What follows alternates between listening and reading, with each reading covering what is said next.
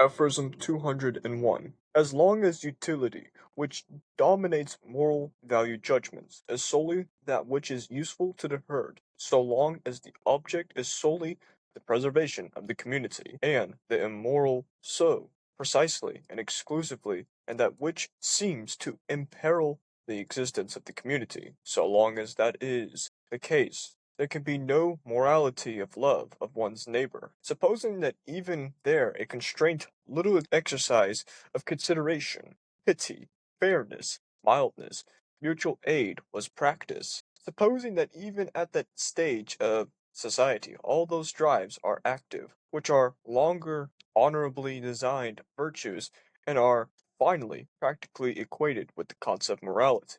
In that era, they do not yet by any means belong to the domain of moral valuations. They are still extra moral. An act of pity, for example, was during the finest age of Rome considered neither good nor bad, neither moral nor immoral, and even if it was commended, this commendation was entirely compatible with the kind of involuntary disdain as soon as this as it was set aside any action which served the welfare of the whole of the res publica.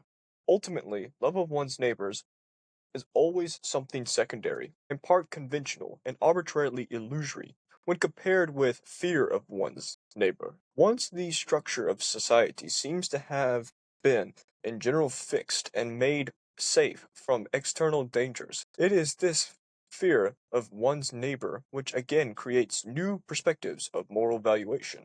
There are certain strange and dangerous drives, such as enterprisingness, foolhardiness, revengefulness, craft, reciprocity, ambition, which hitherto have been not only to be honored from the point of view of their social utility under different names, naturally from those chosen here, but also mightily developed and cultivated because they were constantly needed to protect the community as a whole against the enemies of the community as a whole.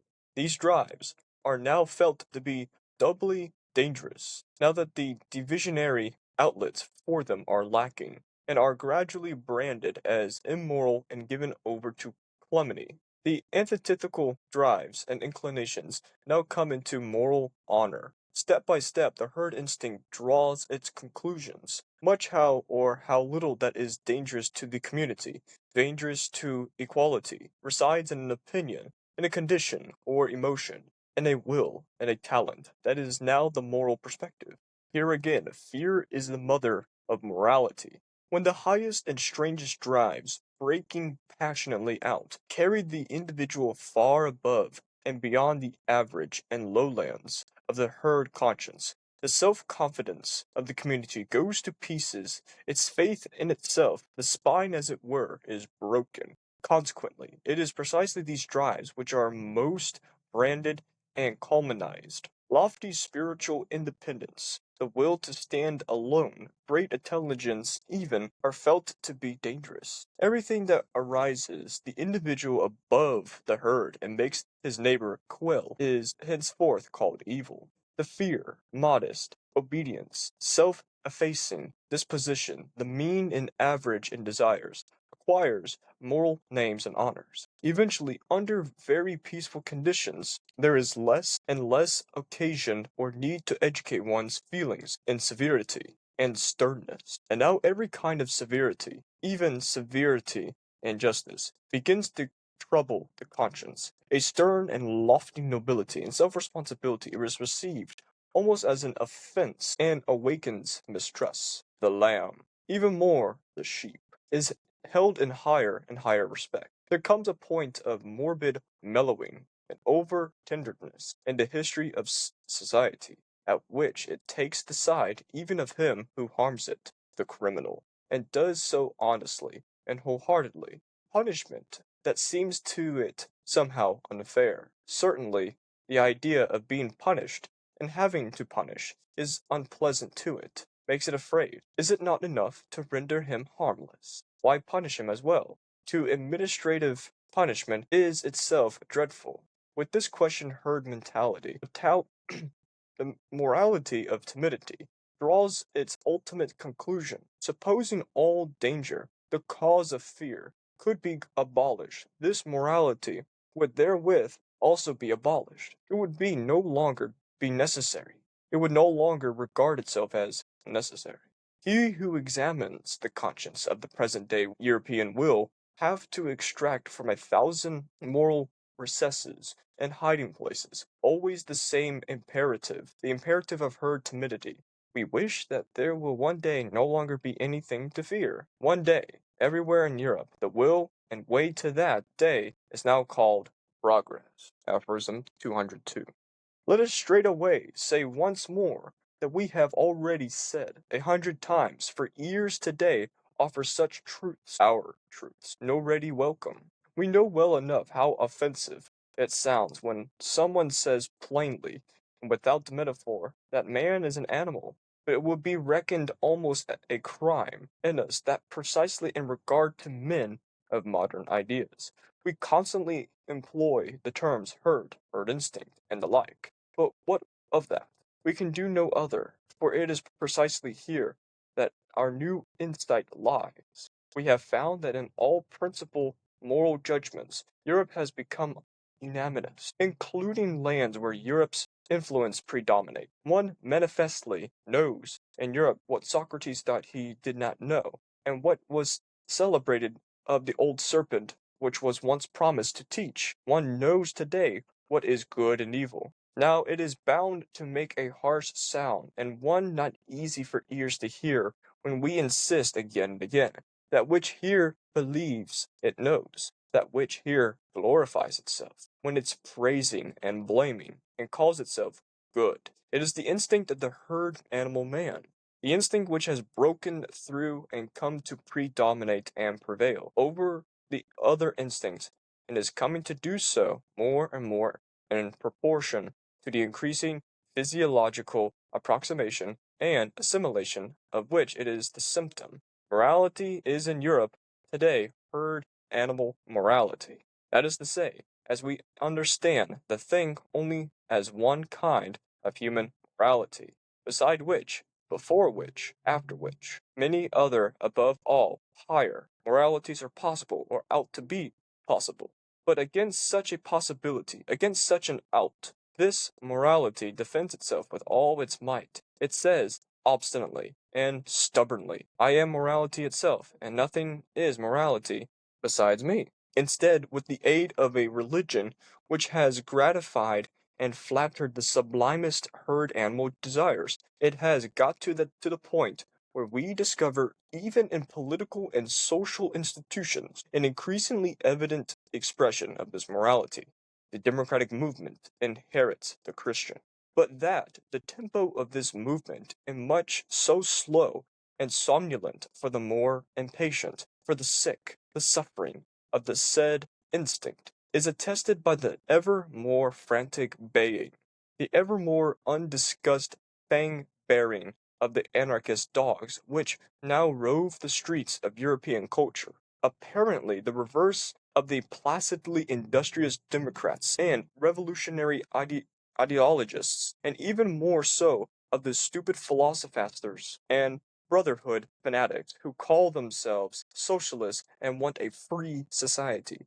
They are, in fact, at one with them all in their total and instinctive hostility towards every form of society other than that of the autonomous herd, to the point of repudiating even the concepts master and servant, says a socialist formula. At one in their tendency, tendency opposition to every special claim, every special right and privilege, that is to say, in the last resort to every right. For even everyone in equal, no one will need any rights. At one in their mistrust of punitive justice, as it were an assault on the weaker, on an injust against the necessary consequence of all privileged society.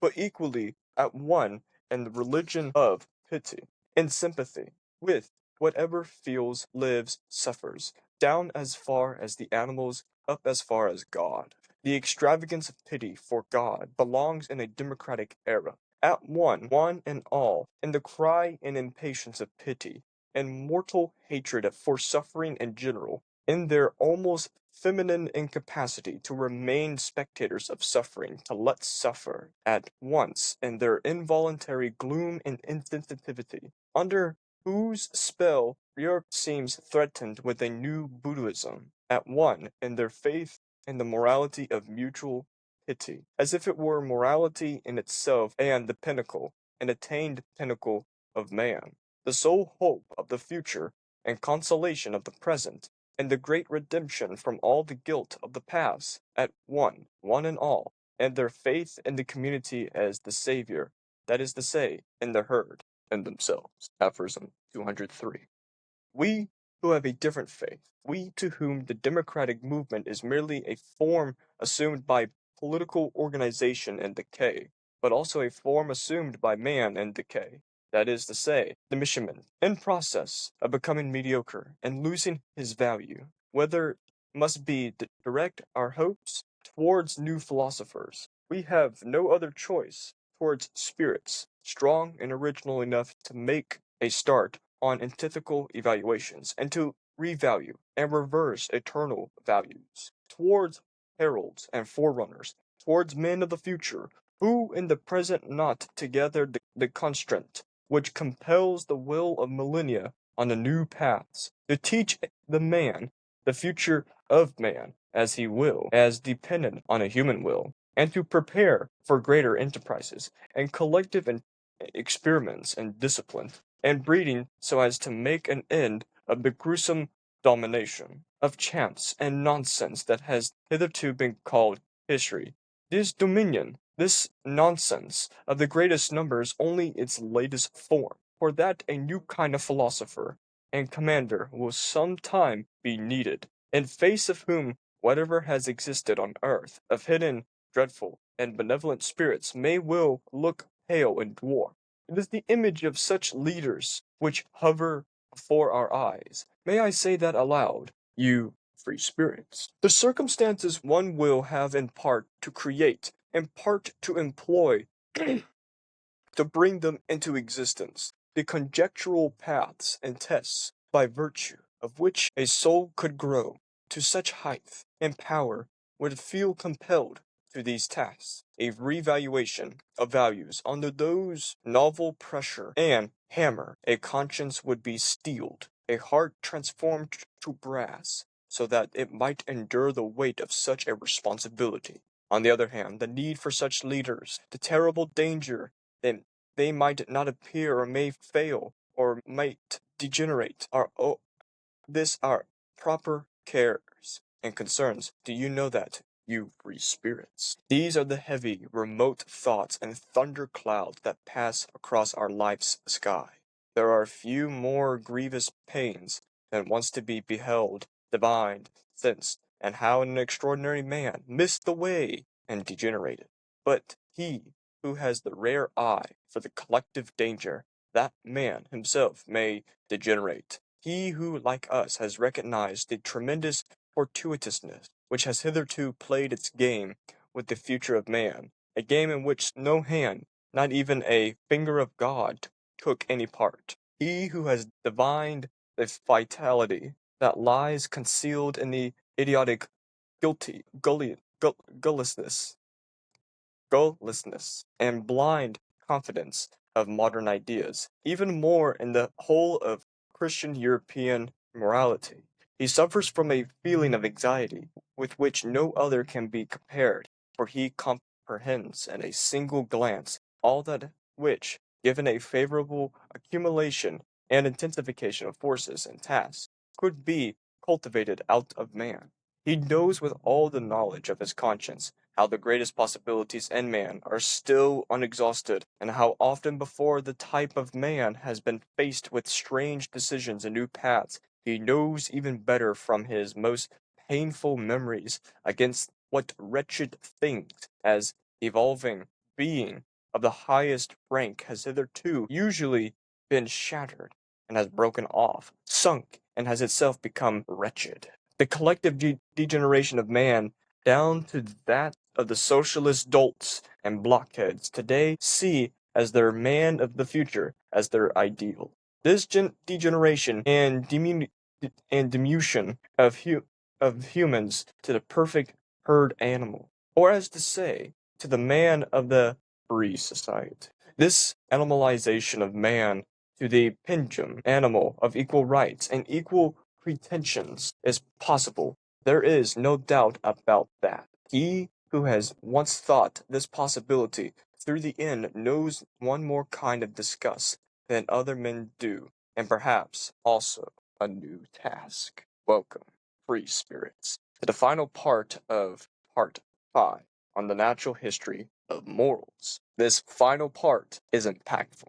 Every singular aphorism is impactful, both the vivid long aphorisms and the nuanced short ones. But specifically, part 5 and part 3 of the religious nature. These two are his concern of the normative moralities of the present day, and he's positing here of what we'll see in genealogy and morals.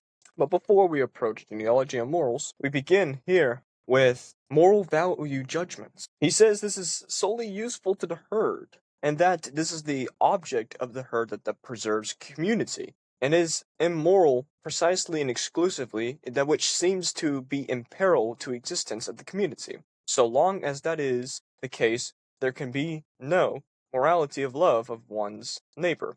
What he's saying here is what the Christians and the democratic enlightened thinkers have preserved among a community, this utility of value judgment, moral value judgment in a sense. And this preservation inside the community is seen from the outside to the free spirits as immoral and in peril to them, because it slowly grows to become in peril to the existence of that community, which preserves that utility.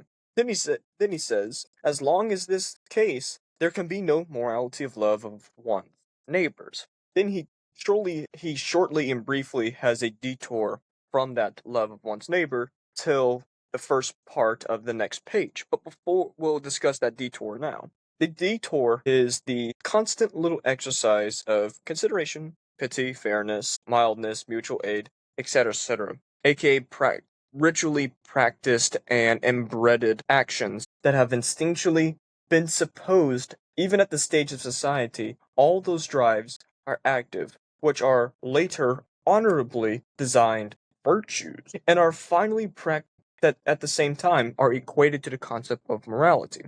So the morals that were persistently practiced, hammered, and embedded inside of the conscience or the psyche are transitioned to virtues. Think of Machiavelli's virtù. Virtù is a Latin word for virtue. Whoa, you just said virtue in here. Why are you using Machiavelli? Because Machiavelli and Nietzsche agree on the Renaissance version of virtù.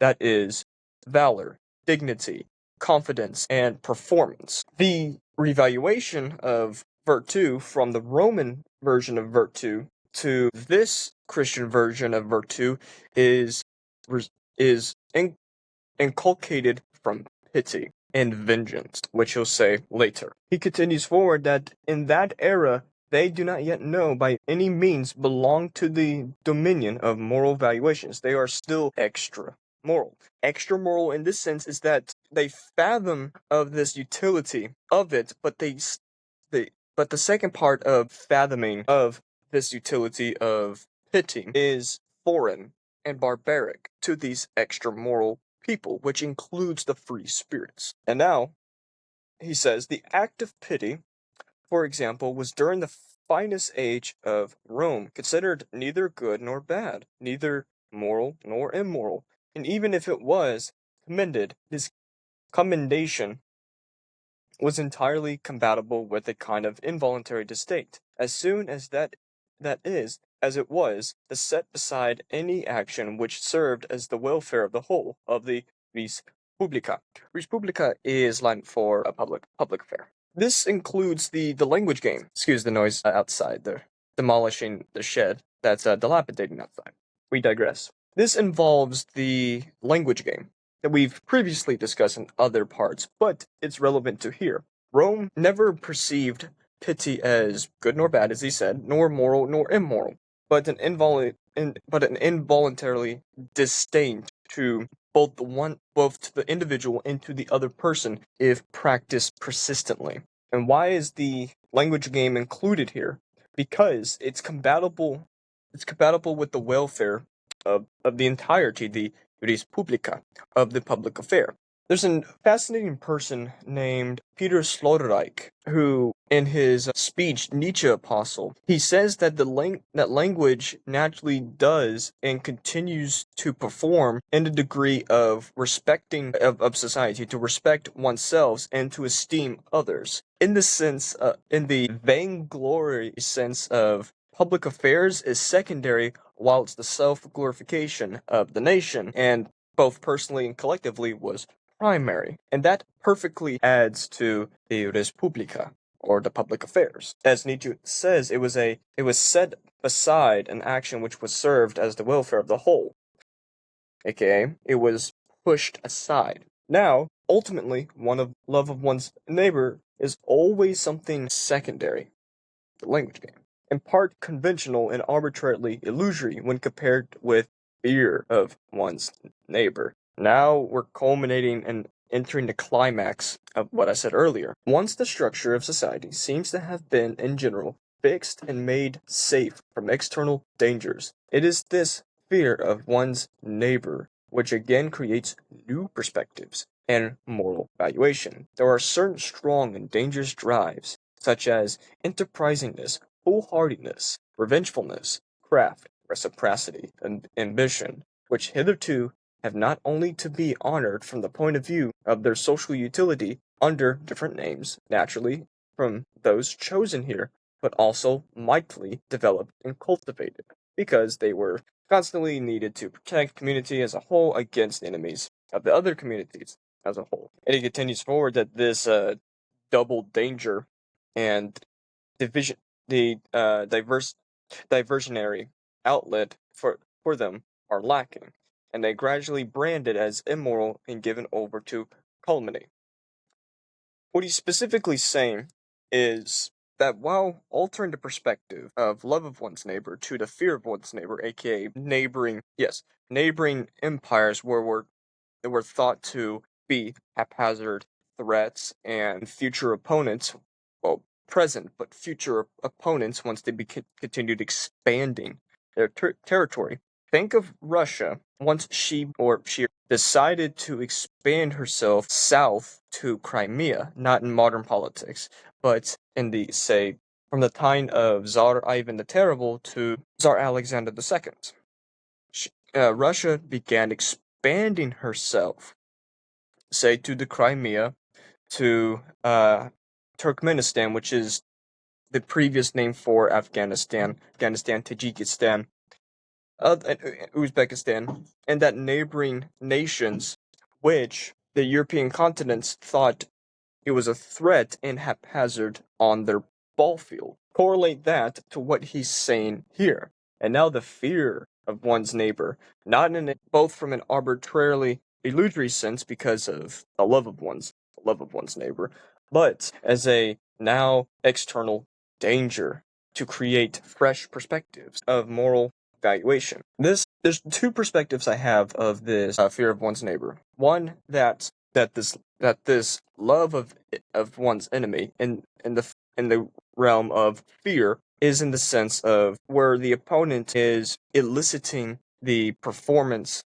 well, the excellent performance of yourself till you exhaust yourself to the degree of loving, respecting, and having pride inside this opponent for eliciting the true excellence inside yourself. The second perspective is that this fear slash timidity of this opponent or neighbor causes distraught, causes anxiety, and causes hindrance for you not to perform well or excellent, thus inevitably collapsing. And he lists foolhardiness, revengefulness, ambition, reciprocity as social utilities with the fear of one's neighbor, which fear slash guilt is inculcated in society today as love of one's neighbor. If you substitute the word fear of love in that sentence, it's not true love, it's control. reword the phrase to control of one's neighbor. The antithetical drives and inclinations now come into moral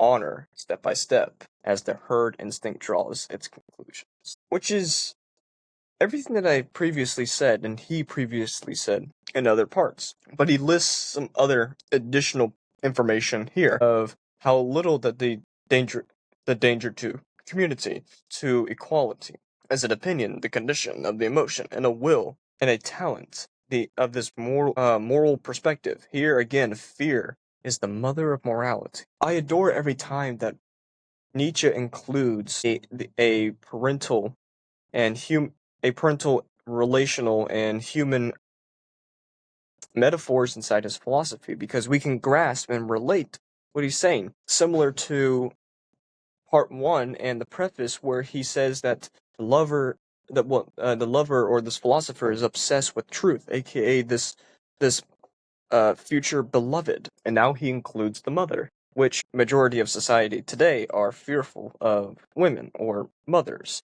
and he ties that with morality as be fearful of this mother that will punish you and realign you if you're unaligned with yourself. Sometimes it's beneficial, sometimes it's not. The highest and strongest drives, breaking passionately out, carrying the individual far above and beyond the average and lowlands of the herd conscience, the self confidence of the community goes to pieces, and its faith in itself, the spine as it were, is aka that language game we associated earlier, where this self-glorification is dilapidating, it's diminishing, it's becoming pointless, becoming an afterthought, a blink and a stare in the abyss. He says that the lofty spiritual independence that stands alone, including the great intelligence of people, are felt to be dangerous. Everything that arises the individual above the herd and makes his neighbor quell is therefore called evil. The fair, most obedient, self-effacing disposition, the mean average and desires, acquires moral names and honors. He's speaking of a criminal, is what I'm hearing. That this individual, criminal in the sense of being loftier and independent and outside of the ordinary mentality, aka they're extraordinary. And they've named this person evil because of their odd mentality. Why did I think of that? Why was I pondering that word? But it's their oddity and that's alien to these people, and thus they created moral names and honors of this person. Under peaceful conditions, there is less and less occasion or need to educate one's feelings in severity and sternness. And now every kind of severity, even severity and justice, begins to trouble a conscience. A stern and lofty nobility, self-responsibility is received almost as an offense. What is the offense he's discussing of? The offense is punishment. Punishment upon whom? The criminal. There is an unpublished part of the Antichrist Nietzsche discusses of that the philosopher is the criminal of all criminals, which is a Hebrew superlative, because they couldn't, in their language, they couldn't add er or est, like smarter or smart-is. So they said the smart of the smarts. It's hysterical at first, but say the king of kings, or the people's people, etc., etc. The vanity of vanity, I remember that one too. But it's this criminal that's being punished. And I was saying earlier of the Antichrist, there's a German word, Wrecker. Wrecker is to translate to break, and brechen is broken. And Nietzsche uses this Hebrew superlative as a sense of humor that, while at the same time perilous at the end, that this philosopher is a criminal of criminals, but he's acting on his instincts. And he ties this with, not solely with a philosopher, but everybody who is condemned to the title of criminal in a moral, normative sense. So this criminal who breaks, including Nietzsche himself, he personally said this in Ecce Homo, his autobiography. I'll read that one day on the channel. That this awakens mistrust, and the lamb, even more, the sheep, is held in higher and higher respect. There comes a point of morbid mellowing and over tenderness in the history of society at which it takes the side even of him who harms it, the criminal, and does so honestly and wholeheartedly. Punishment. that seems to it somehow unfair. Certainly the idea of being punished and having to punish is unpleasant to it. Makes it often. He says in air quotes, it is not even to render him harmless. Why punish him as well? To administrative punishment is itself dreadful. That air quote is implying, why do this to this person? Why do that? Why do that? But unconsciously, they're joyful of this person being punished. AKA, it's the double speak, it's the double falsehood in language. Don't do it, administrator, don't punish him. But at the same time, do. Make him learn. With this question, herd morality, the morality of timidity, as he said earlier in two other aphorisms, draws its ultimate conclusion. Suppose in all danger, including fear, to be abolished, this morality would therewith also be abolished. It would no longer be necessary. It would no longer regard itself as necessary. He who examines the conscience of the present day European will have to extract from 1,000 more senses hiding places. Always the same imperative, the imperative of herd timidity. We wish that there will one day be no longer be anything to fear. One day, everywhere in Europe, the will and the way to that day is now called progress. It's the reversal, it's the unification, the domestication, the instruments of civilization, the stalemate, and the uniform of progress. But he transfers that aphorism to the next one, which we'll briefly say, and we won't say nothing of the final aphorism because it ties beautifully with everything we've said previously. This one, he's discussing of the men of modern ideas are continuing to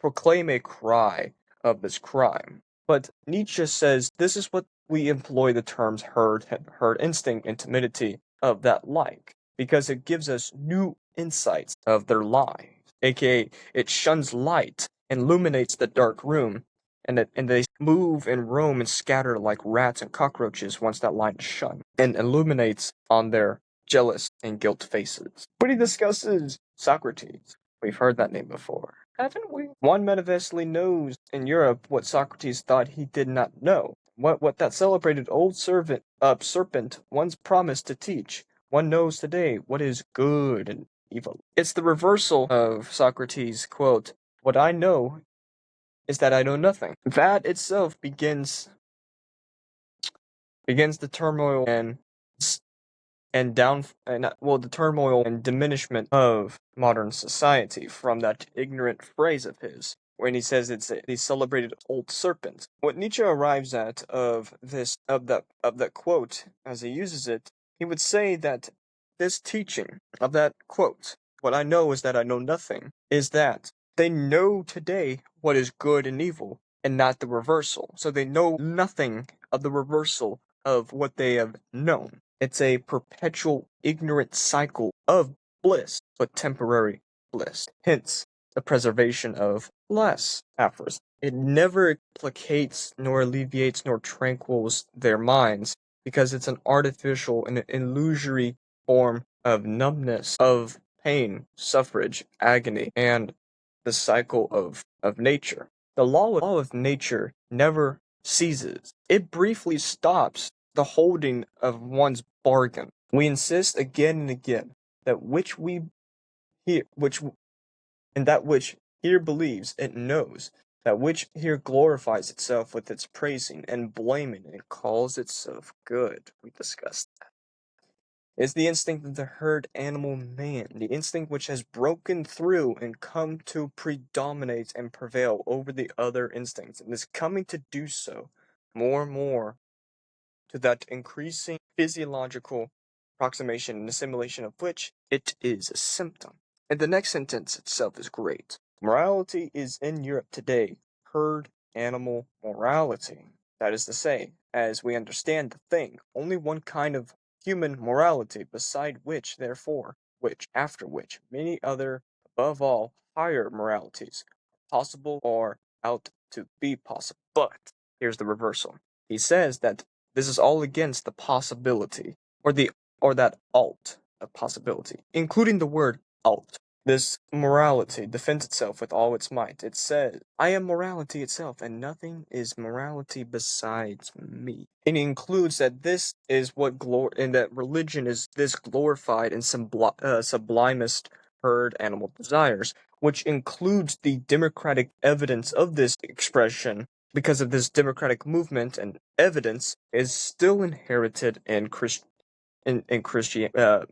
roots. Stuttering again because I'm passionate. The democratic movement. What is he speaking of? The Enlightenment era after Martin Luther and John Calvin. Because the tempo of this movement is so much too slow, too somnolent, aka too sleepy for the more impatient, for the sick, the suffering, for the said instinct is attested by the ever more frantic baying, the ever more undisguised bang bearing of the anarchist dogs who rove the streets of European culture, apparently the reverse of the placidly industrious Democrats and revolutionary idealists or ideologists. He's discussing anarchy, socialism, and communism, which he arrives at. He names them as stupid philosophers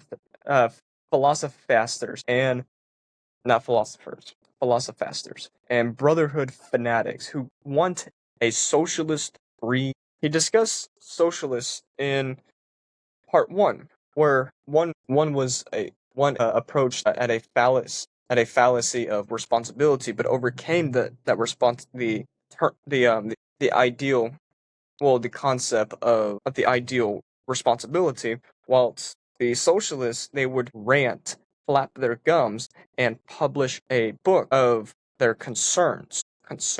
He says this is a total and instinctive hostility towards everything form of society other than of autonomous herd, while repudiating the concepts master and slave, and he uses the French phrasing of ni Dieu ni motu. It is no gods and no masters, aka egalitarianism, equalizing every singular person to the same level while tranquilizing the instincts. These neurotics, a socialist formula, he said. That is to say, in the last resort to every right, for when everyone is equal, no one will need any rights at once, and their mistrust of punitive justice is an insult on weaker and an injustice against the necessary consequence of all previous societies, aka the idea, the motive, the desire for injustice is eradicated among this free society. But equality at once and religion, pity, and sympathy with whatever feels live and suffers, down as far as the animals, the inferior, and now to the sublimest, the pity and fear of God, superior. This extravagance belongs to a democratic era at once, one and all, in the cry of impatience of pity and mortal hatred for suffering in general. That pity that he's describing there, this impatience of democratic pity, is the pontification and impatience for equality, where one is using altruistic conduct for self-indulgence, appearing as selfless, but grabbing resources from the other person they're appearing selfless as. We commit this every singular day. I'll confess, I'll sometimes commit this myself, but I use it in Machiavellian methods. But, he adds, this is too feminine of the future, the consolation of the present, and the great redemption from all the guilt of the past, at once and at all, and their faith in community as the savior, that is to say, the herd and themselves. I won't read 203 because he's describing the extra moral age, which we've described multiple times, including this appearing of the Uberman. But I'll partially read, where to teach man the future of the man as his will, as dependent on a human will, and to prepare for great enterprises, the collective experiences in discipline and breeding so as to make an end of that gruesome dominion of chance and nonsense that has hitherto been called history. That and the reversal and revaluing of eternal values in the democratic and Christian sense. He says, towards the heralds and forerunners, towards men of the future, who in the present not together the constraint which compels the will of millennia to all new paths, to all new paths. And he says this rhetorically to the free spirit, in the face of whom whatever has existed on earth of hidden, dreadful, and benevolent spirits will look pale and dwarf. It is an image of such leaders which hovers before our eyes. May I say that aloud? You free spirits. And what he was expressing earlier of the faith of this community, aka individuals dependent of this savior, this new idol or new god of the community and civilization. He says it would become a time in the future of consolation of the present and a great redemption from all guilt of the past. There's a great quote in Thus Spoke Zarathustra where he says, I love him who justifies the men of the future, redeems and esteems the people of the past, whilst dying in the present of man. That is the correlation to the Overman, the Uberman. Appreciate everyone among this journey, this final part of part 5. There's a link in the description to the Admittance Academy. Amor Fati. Love your fate.